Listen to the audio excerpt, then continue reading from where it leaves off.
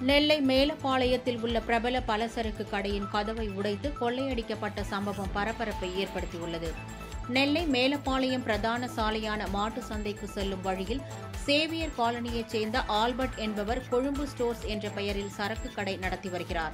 இந்த கடை அமைந்துள்ள பகுதி அம்பாசமுத்திரம் நாகர்கோவில் செல்லும் சாலைகளை மையப்படுத்தும் பகுதி என்பதால் எந்நேரமும் மக்கள் சென்று வருவது வழக்கம்.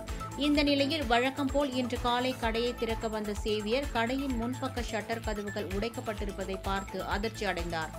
இதுகுறித்து தகவல் அறிந்ததும் விரைந்து வந்த மேலப்பாளையம் போலீசார் மேற்கொண்ட முதற்கட்ட விசாரணையில் கடையின் கதவு கடப்பாரை கொண்டு உடைக்கப்பட்டிருப்பது தெரியவந்தது.